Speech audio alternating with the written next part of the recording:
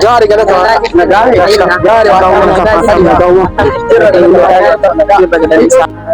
amma yanni ijoolleen tunniin guyyaa keessa hunda karuma waa kana qaban. Kun dhalateeti. Dhalateeti qaban. Isheen Dhalateeti. namticha tokko qaba. Kunin biyya gannat burqaallee isinni waa gaafachuu fi gannat burqaa isii dhufteetu argite moo namatu si himeeti ijoollee sana dhuftee arguu dandeenya? የቻልኩት ሰው ነው የነገረኝ። እሺ ሰው ሲነግረኝ እንደዚህ ሶስተኛውም እንደዚህ ያምቸግራታቸው ስንት አማኞች ናቸው ሲባል መጣሁ።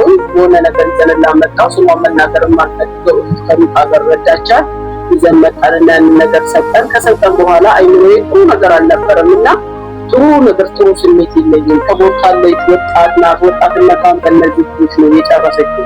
ቀን ስራ ነው የምትሰራው አሉ እንደተናገረችው ማለት ነው። ብዙ ውጣ ውረድ ውስጥ እነዚህ አሁን እንደምታዩት ነው የሚሆነው። መኪና ዳር ነው ያለችው። መኪና ሊበላብኝ ይችላል ብላ በቃ የሰው እርዳታ ትፈልግ ነበረ። ከዛም በኋላ እኔም አራርሶ ጠራሁና እስቲ አራርሶ የሚል ነገር በጎ አድራጎቶች፣ መልካም ሰዎች፣ ለሰው የሚያዝኑ ልጅ ያለው ሰው ምን ያህል እንደሚቸግር